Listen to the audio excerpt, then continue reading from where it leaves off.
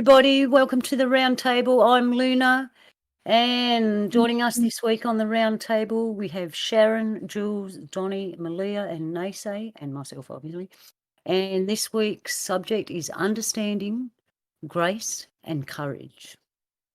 And just first, I'd like to welcome everybody. How you going, Sharon? And they're all muted. Hello. How was your week?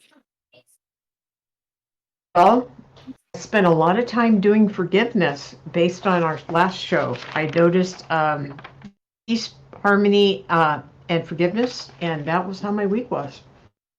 I Ooh. practiced. Hey, good on you. Nese, how was your week? Sorry, I'm a little slow on the mute button there today. It was fantastic with a recovery that was subpar to usual. Be here tonight with my radio voice. Thank you. Sounding good there, Nese. And Jules, how was your week, love? My week was fantastic. Started out peaks and hills and valleys and ended up, and towards the end of the week, I'm astounded how revelation has happened to me. So I'm fantastic. Thank you for having me. Thank you for coming. And Donnie Bro, my echo mate, how was your week, my brother?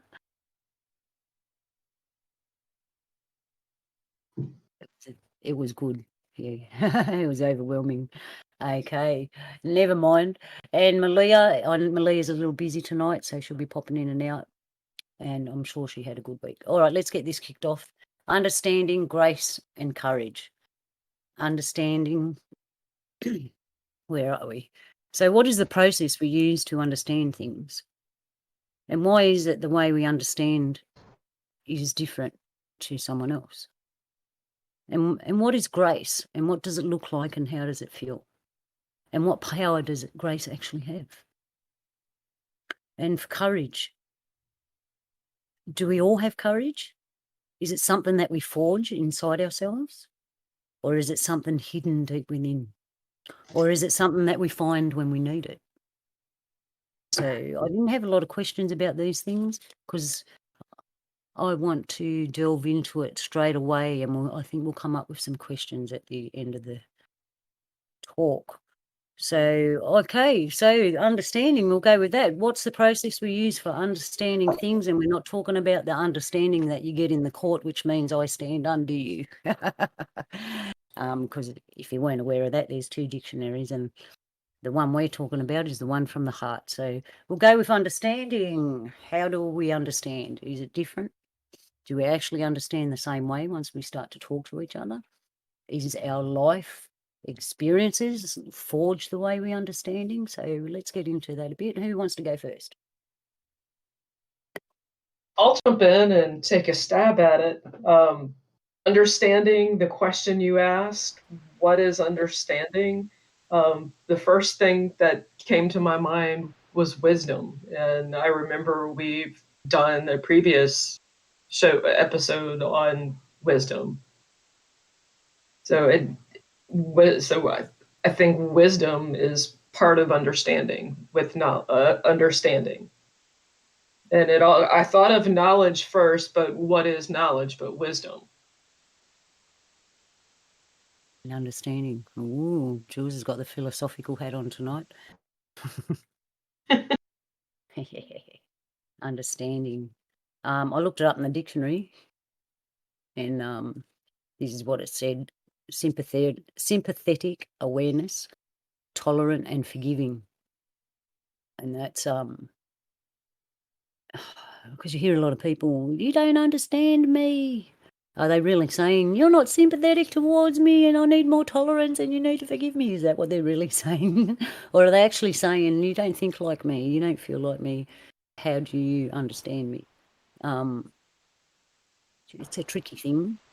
And I feel the word understanding actually isn't deep enough to speak of what understanding is. I wish Polly was here because he'd have some good spins on this word. So anyone else want to say their 2 cents? I'd like to step in. So one of the things I think about understanding is it takes life and experience. It's been my experience. It's been my experience. It takes life experience to give understanding, to practice understanding, to be understanding to somebody else. I think if you haven't gone through certain experiences, you can try. It's like when you go to a funeral, unless you've really walked through that process of losing someone really close to you, it's really difficult to say the right things at the right time and to be understanding if you haven't gone through it. Like once you lose someone that's really been close to you, I almost feel like you have the right now to say things to somebody that you wouldn't have if you hadn't gone through that. And I think that's true about different pieces of life. And I also think that you're able to be a better listener if you've actually walked through it, because you have this knowledge within yourself, and people can feel that compassion from you, that real compassion. I think it's about being a listener and not a talker. True understanding. So life experience. So virtually the more someone's gone through and different things, the more understanding they have for other people. Yeah, I think so. I don't see how it's been, and that's been my experience in life, that the more that I've gone through, the better listener I can be, and the less that I need to say it. And I think when we're listening to somebody and they're going through a tremendous amount of pain for something, you can be there at such a different level if you've actually gone through it yourself. I think the other thing that's hard for people is sometimes listening to people's deep pain is too hard. And I think it's again, how much can you jump into the pool with them and be with them? Different levels. Yeah, I get what you're saying, because you could get triggered from your own experience. Yeah. When people say this word, I'm trying to understand, to me that says they're trying to find things in themselves that match up to that person's, to what's happened to that person, so they can forge a bridge of the same experience. There's a point where you never went through the same experience, but you kind of understand what the person's going through. I don't know how that works, but it kind of does. I suppose it'd be a similar situation that you went through. How do you think the word understanding come around? Like you're talking to somebody and you go, no, I can feel what you're feeling. So you're sympathetic awareness to them, and you're tolerant, you're listening and forgiving. Who come up with the word that goes, oh, we'll call that understanding? Like when you look at it, it's got different facets. Like you said, Sharon, listening, and what the dictionary says, sympathetic awareness, tolerance. So the different facets of it, someone's had to sit there and go, I'm going to call it understanding. Wouldn't you think it'd be more like standing with you or something? I like to refer to Jordan Maxwell when I heard him explain about understanding. So it from his perspective, and I'm probably butchering it, but I'll do my best. So you're standing. In order to be in good standing, you have to be secure on your foundation. And so, like in building, if you're going to build something, you have to check the foundation and make sure that the foundation is secure in itself. So then individuals will go under the foundation and they'll check out the foundation and say, okay, this foundation is structurally sound and it's able to take such weight upon it. Like when you're building a house, You have to go under the floor, under the foundation, to make sure that it can maintain all the parameters of having either a second floor, a third floor, or 100-foot skyscraper. Because if the foundation is not secure, then the entirety of the building can collapse. And so when we have understanding, as you were sharing earlier, to be able to find the balance between empathy and sympathy in one's own experiences, so that when somebody shares that you or someone hopefully has gone through a similar or parallel experience, that can help with guidance and be like, I understand, because I have empathy, sympathy, because I went through almost the same thing. Of course, it's challenging to be specifically an absolute in your understanding, because we are all so individually different. But that whole thing about like testing the foundation of oneself in order to make that assessment, and you brought up earlier too, Luna, which I always get an enjoyment, because that's what Jordan Maxwell would talk about in the legalese or the legal terminology in the courtroom, or even in that echinacea, where a police officer will read you your rights, and then he'll say, do you understand these rights that I have shared? And when you acknowledge, yes, I understand, you then therefore give your position that you are beneath the police officer's foundation, and thus you just give your authority that you are under, in good standing, the authority established in the circumstances.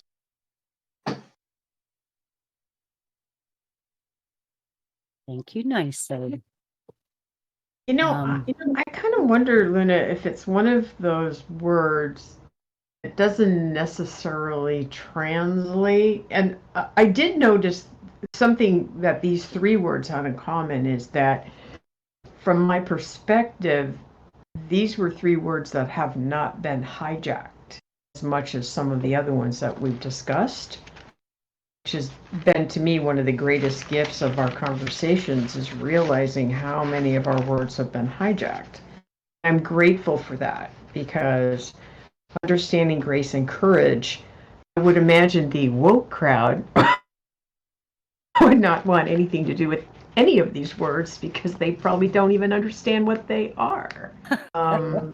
Because I don't see any of them using these or showing examples. I don't see grace or courage coming from them, and I don't see any understanding, because in my mind, they're not capable of listening. They're only capable of talking and yakking at us. It's all about at us, One of the I did take some notes: reserving judgment, showing compassion, sensitive, having insight or good judgment, and being sympathetic, and it's a spiritual word. I really like the fact that I think it's definite. All three of these are spiritual words. These are all I would words agree. of, I feel like they're all and they're interconnected as well. yeah. Yes, Jules. Go ahead. I was thinking about your sweetie that you love, that's all on your wall. Your hero. What's her face? Zena. Lucy Oh. Lawless. Yeah. Oh, I'm sorry. Did I say Luna? I meant Jules. So Lucy Lawless. Okay. When I think of her character, I think of understanding, I think of grace, and I think of courage.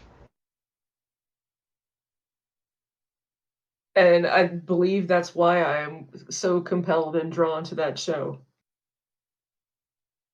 Because we're all warriors, and everybody should be creative or courageous, or it's all within us. I mean, it's there every day with the stuff that we're being thrown at, the tyranny, the enforcements, the lockdown. I mean, we conquer that every day. We are warriors, and it takes courage to do something. And the understanding comes when you make peace within yourself, acknowledge your faults, your flaws, do your best that you can, and fight not for war, but for those around you and those that you cherish and love. The dictionary says that grace is smoothness and elegance of movement, which a warrior would have when they're in battle. Courteous, goodwill, and honour, which a warrior would have. A good warrior would have that. And courage is the ability to do something frightening, or moral and mental strength. There are also traits of a good warrior. You're right, so right. And these words, understanding, grace and courage, these are the things that I've been calling upon trying to get through this madness. And because I don't want to judge anybody for their decisions or their actions at the moment, because everything's so crazy. I don't blame someone for flipping out on one day and having a bad hair day and maybe saying stuff they shouldn't, or being cranky or crying or just not being there, a bit zoomed out and not present.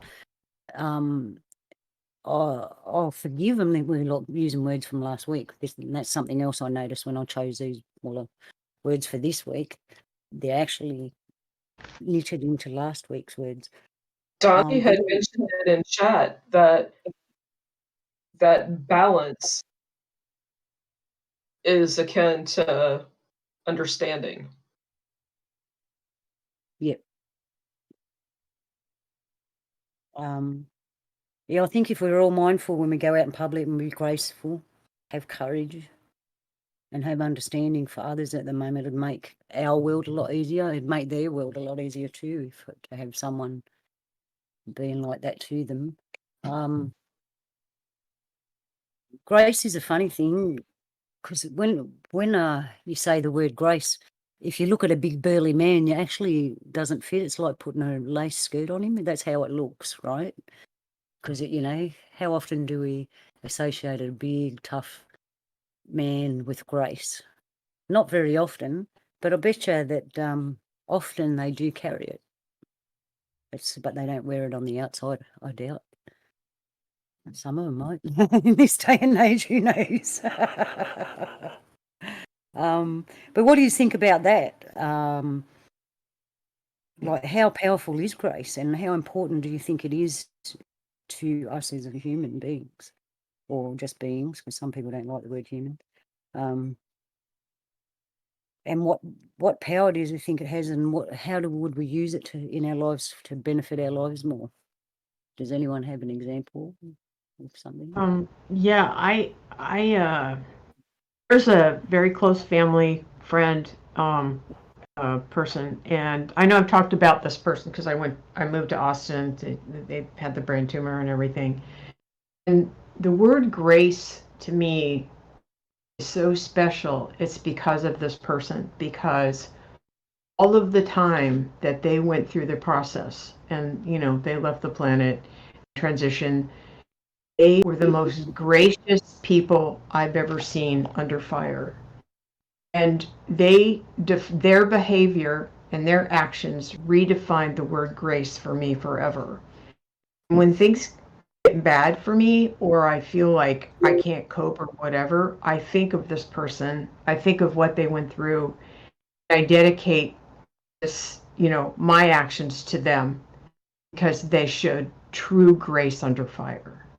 And this is a very special word, and they showed graciousness, and they were kind to everybody who helped them, no matter whether somebody screwed up or did a great job, didn't matter. They were always gracious. They were always kind, and that was the most impressive thing of it was, sometimes when I think back. And the other thing is, I think that Creator, the I Am, whatever you call it, will often give us a state of grace. Go for it, Jules. Just gonna say that I'm thinking that acceptance is part of grace. Like when you agree to disagree, and you gracefully bow out. And you've come to an acceptance with an outcome. Yeah, that's an action. Gracefully bowing out. What about aging gracefully? Like when we're starting to talk about it, actually has a like age gracefully, fall gracefully, leave gracefully. Well, it is rather interesting when you look at grace and the different understanding one can have with being within grace, because in one aspect, grace, from a Christian perspective, is when you make an acknowledgement, like when you're eating something and you say grace, when you make an acknowledgement or an acceptance under God that you are in reverence of receiving a bounty in order to utilize it for your benefit. Also, you think of grace as in movement, a nice flow where there's not major disruption, where he moved gracefully.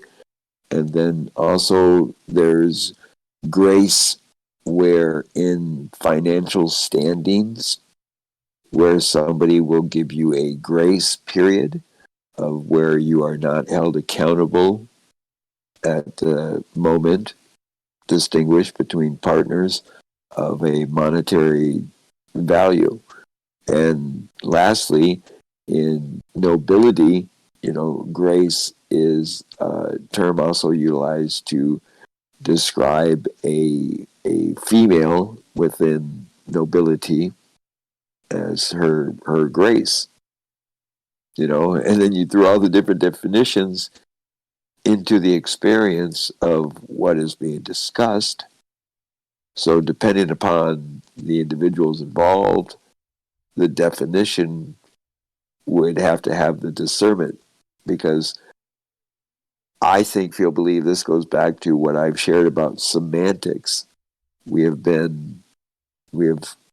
all gone through our own experiences, and more or less our experience dictionary, to where through our experiences we've come to the conclusion of what words mean.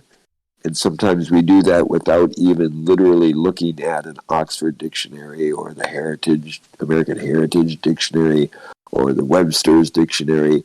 And then you even get caught up in the semantics of what language is being utilized.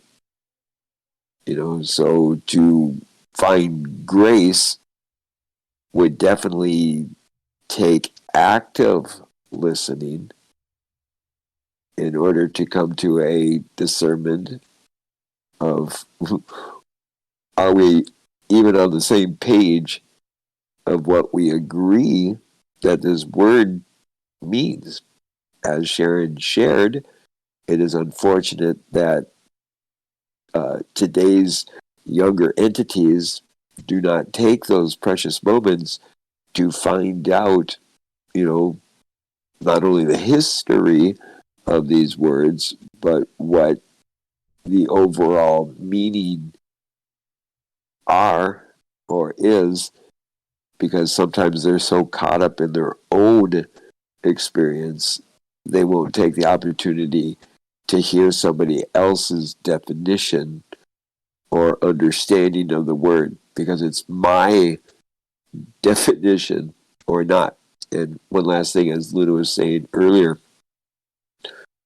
in my experiences, when people are saying you don't understand me, more times than not, it's no, I understand you.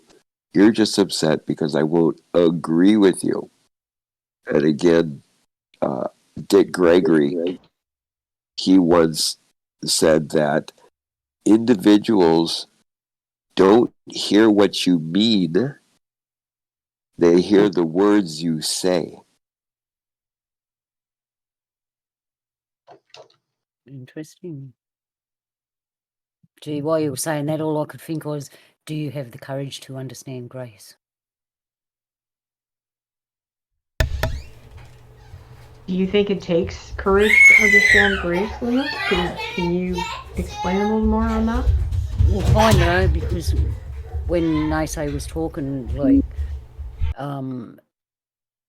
it takes courage. Yeah, I think so, because you've got to say to yourself, all right, I'm going to be as gracious as I can with this person, and then to do that, you have to say to yourself, sit down and listen to this person. Don't let your personal stuff get in the way, because they're trying to connect with you and say something. So you have to kind of put yourself aside and not react to any issue, because like we were saying before, usually when you connect with that person, you had something similar, that's why you can connect. But you have to be you have to be courageous to have grace with that person. I think so. Unless it's a natural thing to you and your grace is showing under your petticoat and you wear it all the time. You know what I mean? Mm. And that was one of my questions. Is it something that we always have, or is it something that we find? Like we go throughout life, bang, and a situation comes up and we go, oh shit, this needs grace. And we jump inside and pull grace out to deal with the situation. Or does it walk with us? Do we need to practice it? Do we need to bring it, instead of wearing it underneath as a petticoat, do we need to wear it as a coat? Because these are different times to what we've been through for the last hundreds of years, and our approach needs to be different.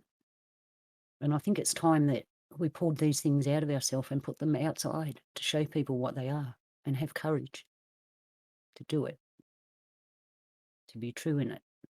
And to do that, obviously, we've got to do it ourselves. But, you know, people wouldn't be kind of listening here if they didn't have something like that already. You know, that's why. I agree with everything you just said. In fact, I think all three of these words are words of service. Service we would give others. I mean, to me, if you think about courage, grace, and understanding, it does seem like you're right. These are times of us being in service to others. I agree, but I don't mean to jump in. You can continue. No, go ahead. I No, just wanted to throw that in there. While we were talking about grace before it seems like we're jumping and from lily pad to lily pad. I just had this thought that grace can be beautiful, majestic, or enchanting, but grace can also be shamed by disgrace. Yeah, there's a good one. You're filling in policy, man. Need someone to do that. Yeah, The Polly, porter's seat is comfy. yeah, it's good. Disgrace. Well, what? That's kind of the opposite, or is it disconnected from grace? I believe it's both. Disgrace. Well, it sounds like I had it and I lost it. It's just something that I was just sitting here, and when grace is good and it feels right and it's natural and it's smooth moving, when you're walking, when you suddenly stumble, didn't see the stairs and you trip down the stairs, or when you're coming home from work and you actually literally trip up the stairs, that's not graceful at all. It's a disgrace because it's opposite of grace. And I could chuck a funny in there and say, "Don't disgrace." Don't diss it, get it? Lol. And I'm trying to figure out how grace with understanding, how those two, I mean, you've come to the understanding that, yes, you're clumsy.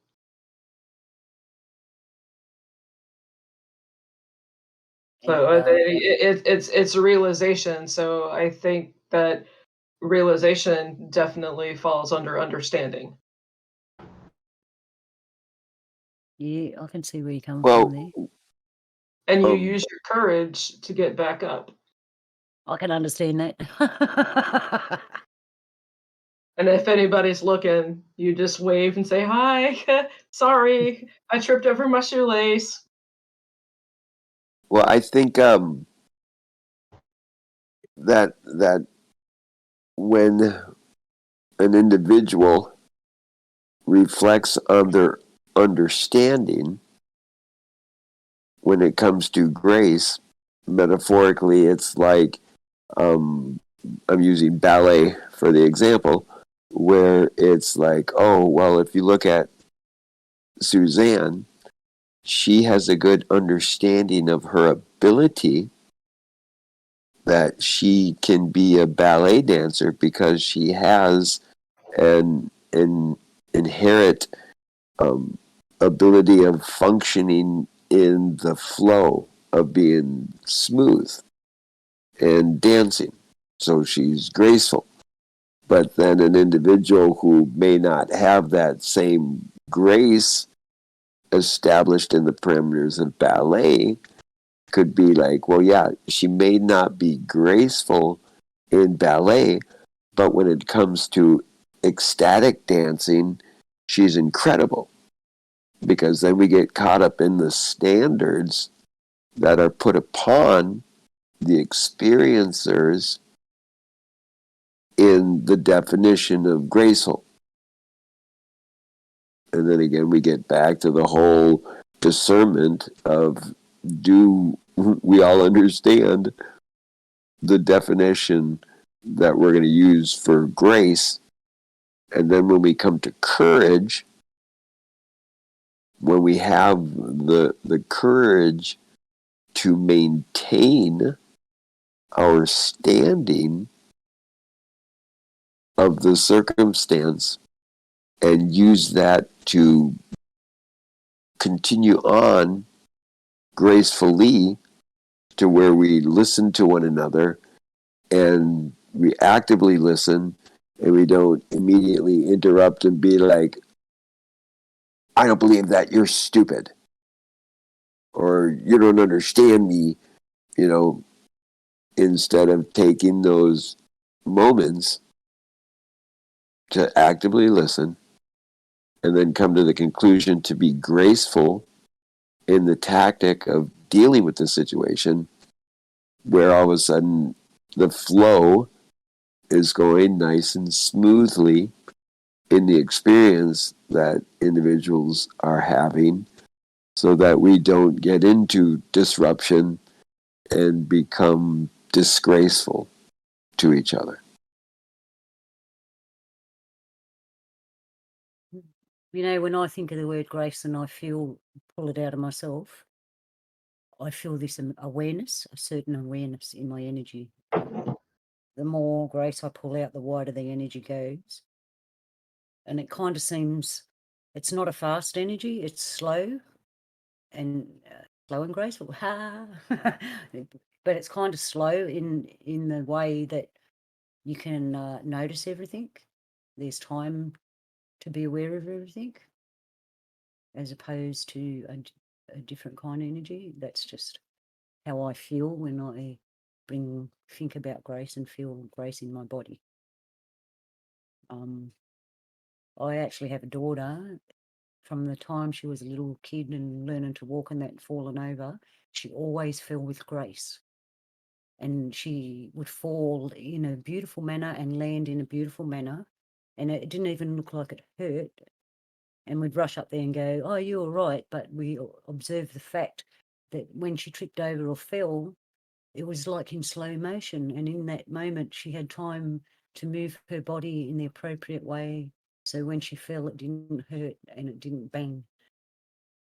And we always I meant to do that. but we always said that was one of her traits, is that she had that kind of grace in her body, and I suppose it was in her mind and spirit as well, but it's just something I observed. And I've observed a lot of old people, gracious older people. It makes them beautiful. Have you seen people like that? That's well said. I think the other thing about grace, which is another piece or another view of this word, is people will say at the dinner table, someone say grace. It's a prayer. It's a short prayer, right? Yeah. Which is also interesting. Yeah, I had a look at that too. A short prayer for thankfulness, saying grace. And I suppose when you're being gracious, graceful, or walking in grace, you are also being grateful, and you're walking in thankfulness. That's another word we can do another time, grateful. We're nearly at the end of our words, and we're going to watch how they all join together, which we're already experiencing for anyone that's been listening to the last 10 roundtables.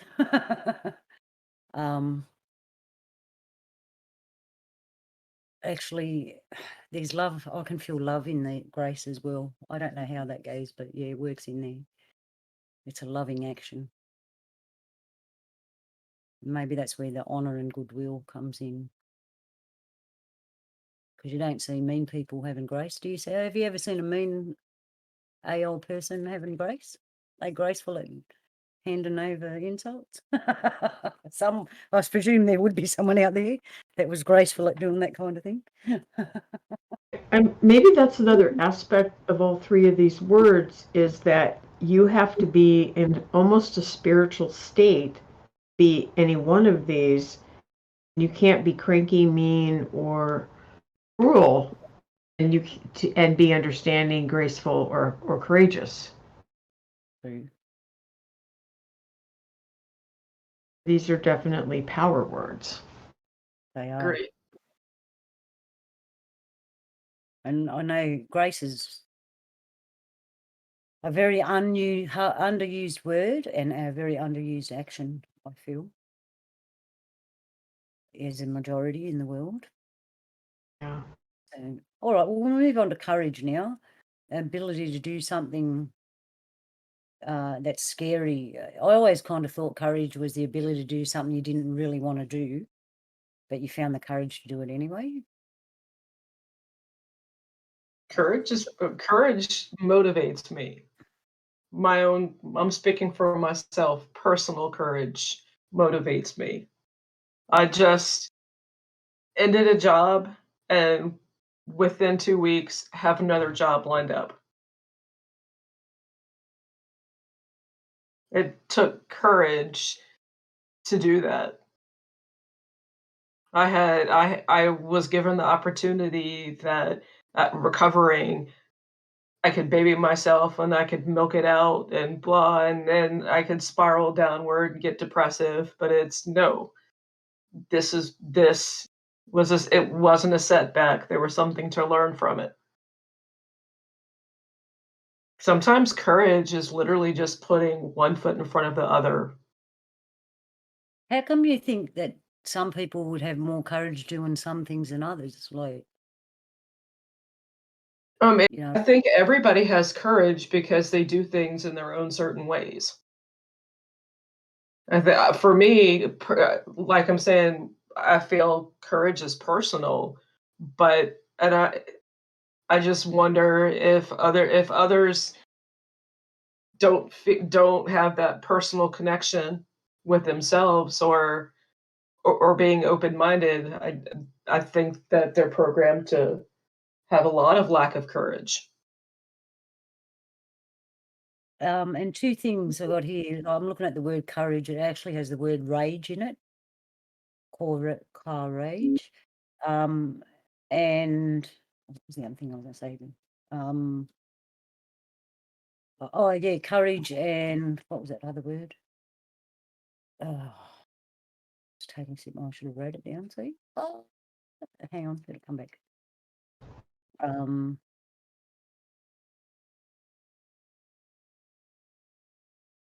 Oh, I'll just forget about that for a minute and it'll hit me back in the head.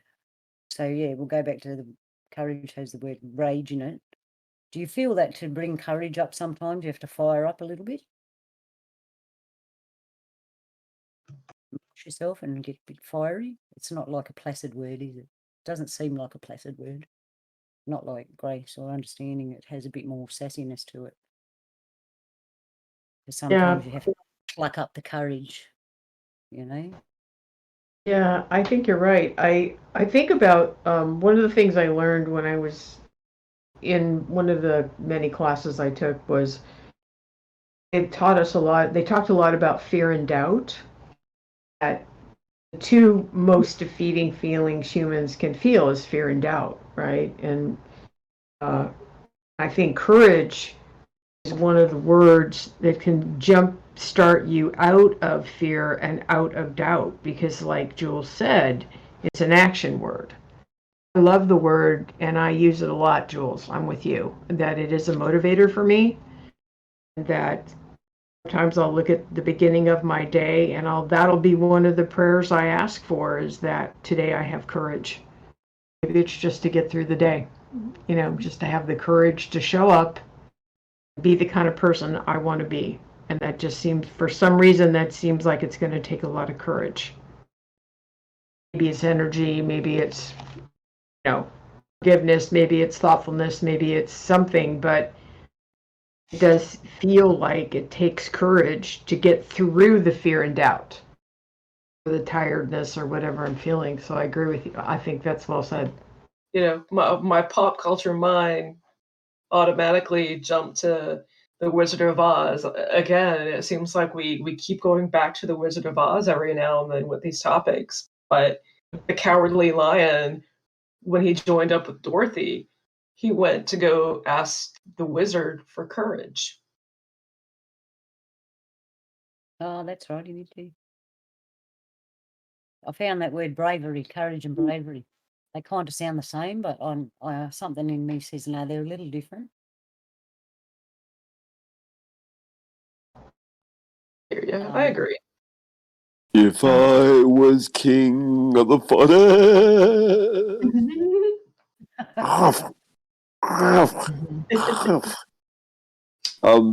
Well, with courage within an individual, it is finding that ability to stand upon your beliefs, your feelings, your principles in sharing that perspective. Because sometimes it takes courage, something within you, to stand up when the entire group is saying yes and your perspective is no. That takes courage. Example, we can give hundreds and thousands of examples of acts of courage where experience a burning house and you hear a scream in the house and someone witnessing the house burning finds it within themselves to go beyond that fear of, look, I'm going to run into a burning house and go and try to protect these individuals. So it's finding that within to motivate an individual to do something that is a little bit beyond the normalcy of one's own expectations.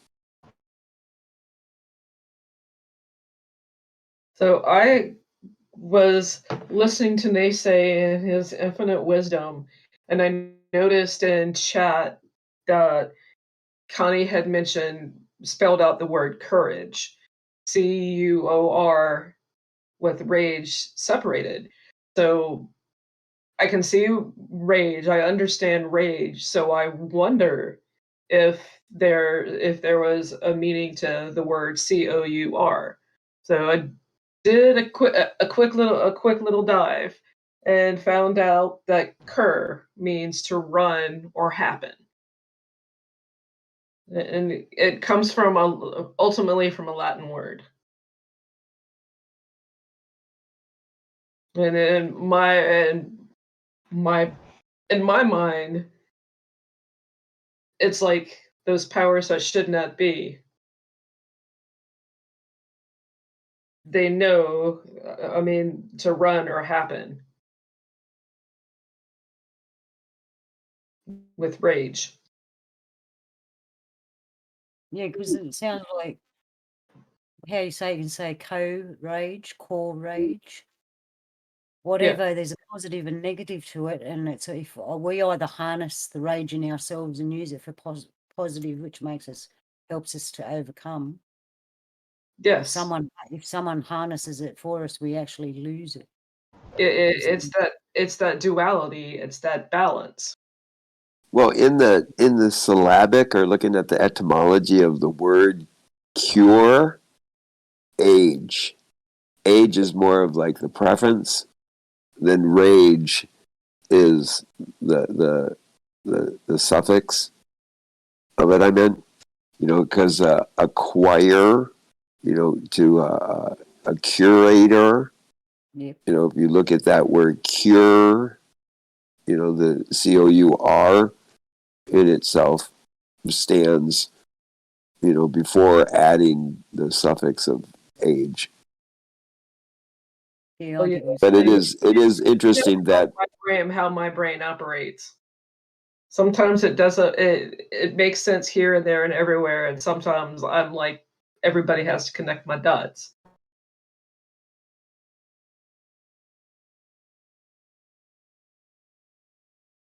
What comes to mind when I think of this word is the movie The Gladiator, and the scene where the gladiator is chained up and he faces the emperor. The emperor just says to him, "Why don't you die?" He just says to him, "I think, Emperor, you have been afraid your entire life." And so when I think about courage, I still think that it is a word when you face fear. And one of my favorite sayings about courage isn't that you don't have fear, it's that you have fear and you face it anyway. You don't have to, there's no perfection needed to call on courage. In fact, we call on it to help us walk through it. Your courage seems like raw energy, eh? Yes.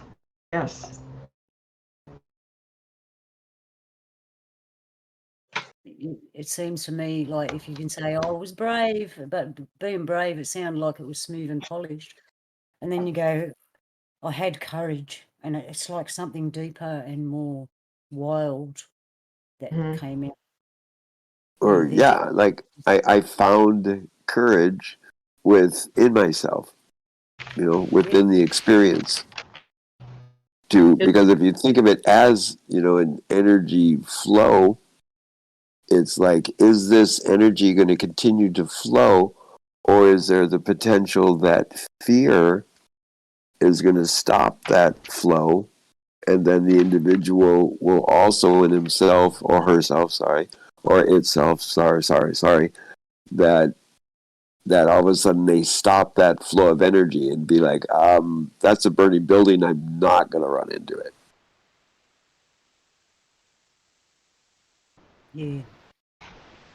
Well, I'm just listening. Go ahead, Luna. No, you're right. I was just going to say something else, but keep going.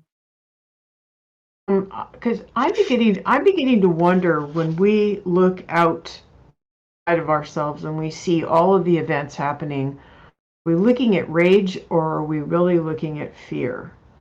In other words, are we seeing the actions of people who are angry or the people who are afraid? Feel like we're looking at him with fear. Everything in between. Yeah. Yes. And if they're fearful, then that means that the stand we're all taking to be calmly walking through all this is the right stand. It is the right stance. We are using our own courage. Luna, you said it yourself a couple of minutes ago. This is not something, well, this is not something I've walked through before, for sure. And I have to pull out all the stops that I possibly have in my arsenal to get through every day sometimes, because I don't know how to do this. I don't. And I don't always know. Like today, I felt like the total space cadet. I know I needed to do something, but I wasn't even clear what I needed to do. Luckily for me, I ran into my son. We could have a short chat, and he just made me laugh, and he kind of put it in perspective. It was such a blessing to have that conversation. That I didn't have to explain myself. He understands all the things that are going on. So, such a blessing to be able to say words that you need to say to somebody that's not going to go any further, and then you can just let go of that stuck energy, move forward. Yeah, that's true. It's a good thing. Moments like that help us to find courage and grace and all that in ourselves, because we've scraped off all the unnecessary stuff. We've offloaded it, so these things can come out.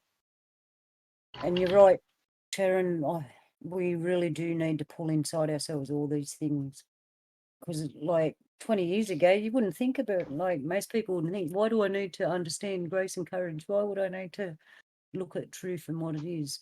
Why would I need to look at fear, because it wasn't present in our faces back then, and now it is. And that's why I think it's like a spiritual war, because we've had to pull into our spirit and pull these things out just to get up in the morning and face whatever comes to us, which we never know. It could be a good day, a bad day. Yes, I mean, I agree. They're all spiritual words. And I had to pop in before. The song Amazing Grace is my most favourite song of all time. Oh, Amazing Grace on bagpipes is even better. Yes, it is. Definitely. You think the founding fathers, and I don't mean to pull this into the USA, but it could be any founding fathers of any country.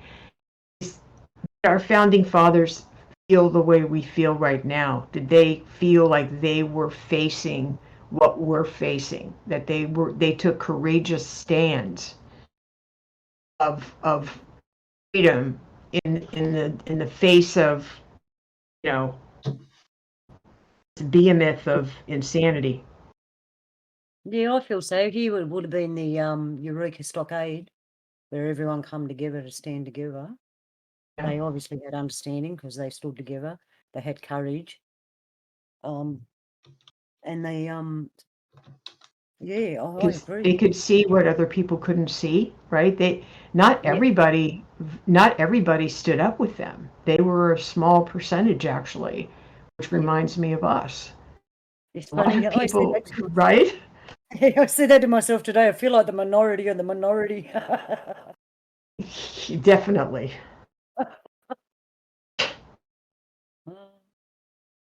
And it's funny because the small things, as we know, because understanding and courage and grace, they're really tiny things. They're not like they're big elephants or big dinosaurs that romp around all in our lives all day. They're very silent and small, and they're like the little flower that grows out the back, and you get up one day and go, oh, look, there's a flower in the backyard. But they're so actually very important and powerful to us. I don't think we've ever had to need them so much. And I think in the past, yes, they would have needed them. And they kind of got forgotten over time, and it's time to resurrect them all. And we know that the English language has tricked us for a long time. And if anyone knows anything about other languages, there's bits and pieces of everything in the English language. And you really couldn't call it English, and it's more like a collage. You've gone around taken stuff from everybody's yard and made a picture, and that's English. So talking about these things, I think, is important too, so we can get a better foundation of how we understand the words within ourselves and act upon them. And there's one thing I've always said in my life is, in the past, when gentlemen were gentlemen and women were gracious, they had a conversation and you'd know exactly where you stood. You'd know exactly what was going on and how that person thought and felt, and it wouldn't take a lot of words. We've lost that in our slang and all that, and not paying attention to the simple words like understanding and courage. We've lost that directness of our speech. Would you agree? Yes, I think, again, something that I've gotten out of our talks, our roundtable talks, is how much of the language I'm no longer using. I've lost access because I'm choosing not to use the words that have been hijacked. I was thinking about that the other day. It's like I refuse to use them. I didn't even realize I was doing that.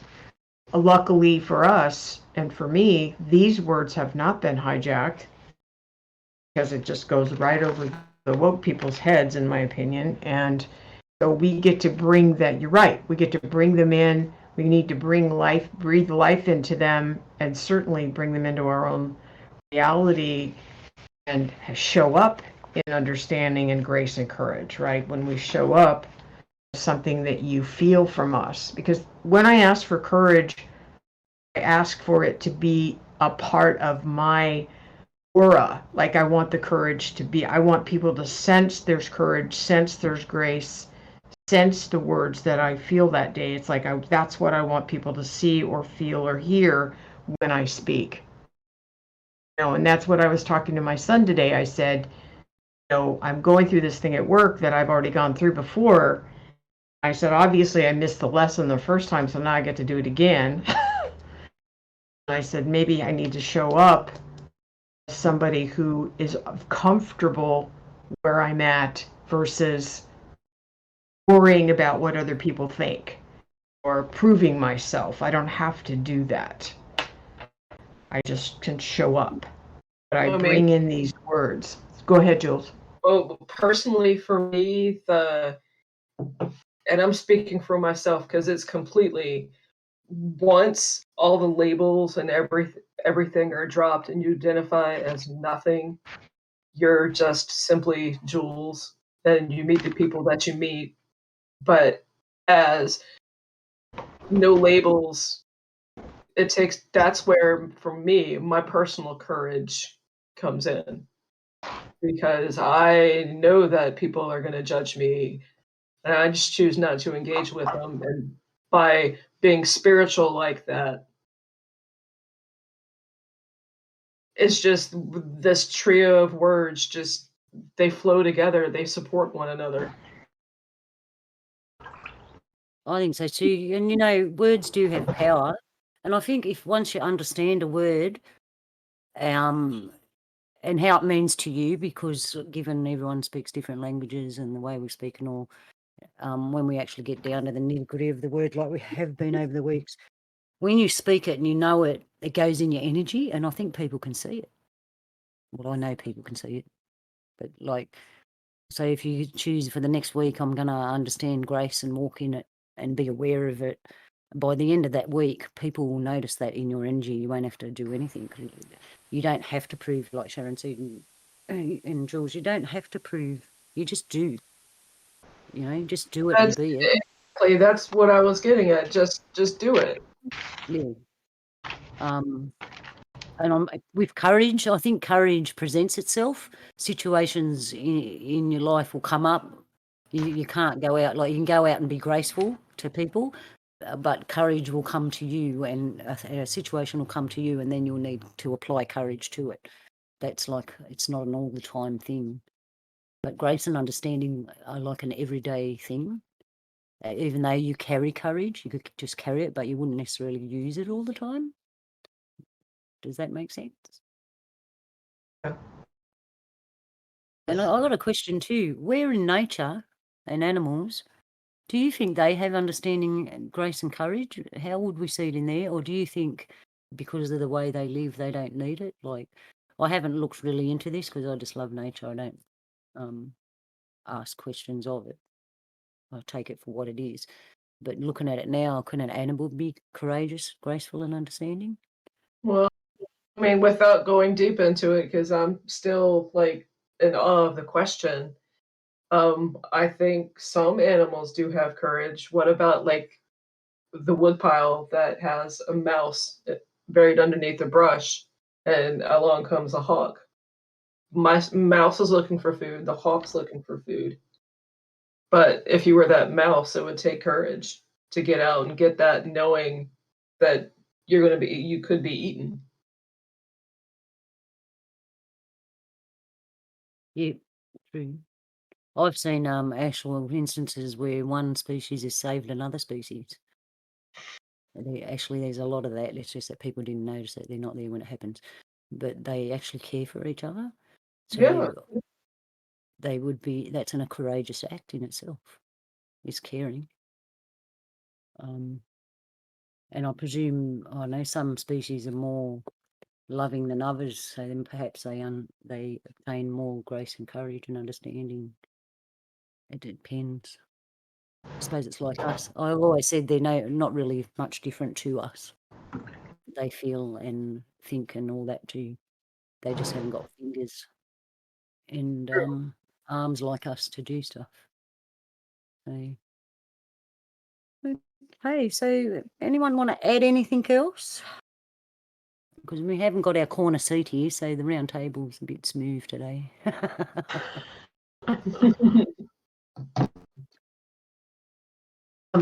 I think I want to say again, I think that these roundtables have turned into something so special that I'm able to work on these things consciously and help integrate them into my life. And that's been really powerful.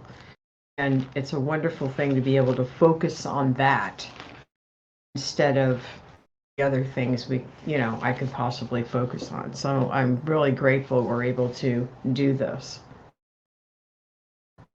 And I as well.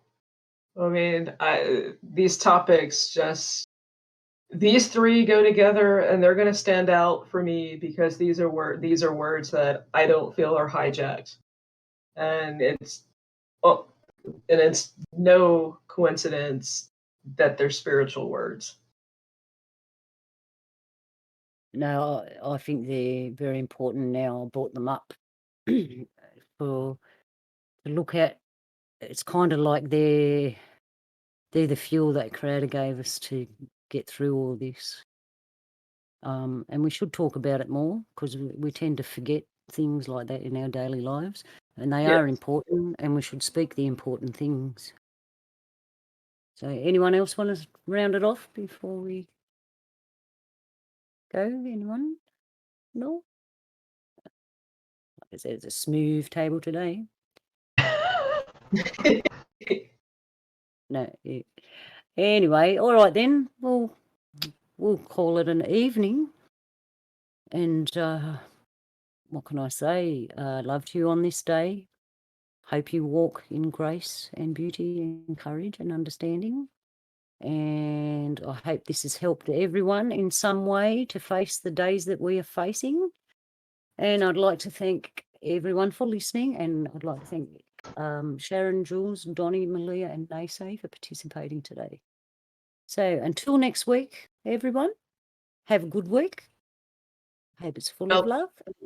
Yellow. Hello, you too. Yellow.